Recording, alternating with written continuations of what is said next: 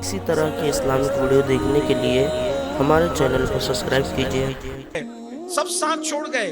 حضرت ایوب پاک جو محل میں رہا کرتے تھے ایک غار میں رہنے لگے، جنگل میں رہنے لگے، اور اس کے بعد ایوب پاک کو پھر وہ وقت بھی آیا کہ بیماری نے آپ کے دل پر اثر کرنا چاہا اور بیماری نے زبان پہ اثر کرنا چاہا، تو ایوب پاک نے ایک زور کی سرد آگ کھینچی تو قدرت کی طرف سے جواب آیا، ایوب کیا اب آپ ہماری شکایت کرنے لگے؟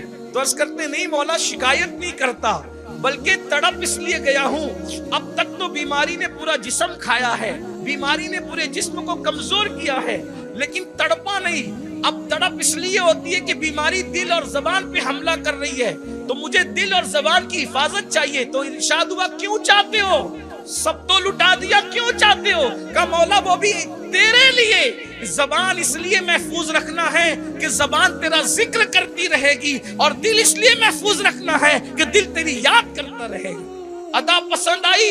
ارشاد ہوا تم نے حق ادا کیا، حق کے بندگی کی طرف تم آئے، اب ذرا پیر زمین پہ مارو۔ حضرت ایوب نے پیر زمین پہ مارا، چشمہ نکلا، غسل کیا تو اللہ نے پہلے سے زیادہ حسن عطا فرما دی، شفا عطا فرما دی۔ یاد رکھنا، مصیبت سے ڈر کے، بیماری سے ڈر کے خودکشی کرنے والوں، حدیث پاک ہے قیامت کے دن اللہ تبارک و تعالی جب مصیبت اور بیماری اٹھانے والوں کو صلہ عطا کرے گا تو لوگ اس وقت تمنا کریں گے کہ کاش ہمیں آروں سے چیر دیا جاتا تو ہمیں بھی یہ صلہ نصیب ہوتا۔ اس لیے مصیبتوں سے تنگ آ کر، بیماری سے تنگ آ کر کے اس طرح نہیں کرنا چاہیے، کسی طرح کی اجازت نہیں ہے۔ ایک اور آخری بات اس سلسلے میں عرض کر دوں تاکہ آپ کو مزید حوصلہ ملے۔ کچھ لوگوں پر گندے کاموں کا الزام لگ جاتا ہے، شریف لوگ تو بھی لوگ خودکشی کرتے۔ کسی عورت پر الزام لگ گیا کہ یہ اس کا تو فلانا کے ساتھ چکر ہے، حالانکہ وہ ہے پاک دامن، یہ تو فلانے کے ساتھ اور یہ تو فلاں کے ساتھ۔ کچھ اوپن کہہ دوں تاکہ بچوں کو بھی سمجھ میں، زنا کا الزام لگ جاتا ہے، بدکاری کا الزام لگ جاتا ہے۔ بھئی اگر آدمی مجرم ہے تو قدرت خود ہی سزا دے، اور اللہ سزا دیتا ہے مجرموں کو، لیکن پاک دامن شریف لوگوں کے لیے تو الزامی موت سے بھی بہت زیادہ سخت تر ہوتا ہے، تو لوگ اس الزام میں پریشان ہو کر کے خودکشی کر لیتے ہیں۔ میں آپ سے پوچھتا ہوں کہ آپ حضرت یوسف کو یاد نہیں کرتے؟ اندازہ کریں، حضرت یوسف کو قرآن صدیق کہتا ہے، یوسف صدیق، یعنی یہ دنیا کس قدر بے وفا ہے، یہ دنیا کس قدر لاابالی ہے، یہ دنیا میں کس قدر جو ہے بدتمیزیاں ہیں کہ یہ لوگ معصوموں کو نہ چھوڑے۔ توجہ فرمائیں، حضرت یوسف صدیق پر الزام لگا، اور اس کے بعد حضرت یوسف صدیق پہ الزام لگا، یوسف صدیق علیہ السلام نے جیل میں رہنا گوارا کیا، قید خانے میں رہنا۔ اللہ کے پیغمبر کو 10 سال تک کم و بیش جیل میں قید خانے میں رکھا گیا، الزام لگایا گیا، پورے مصر میں باتیں ہونے لگی۔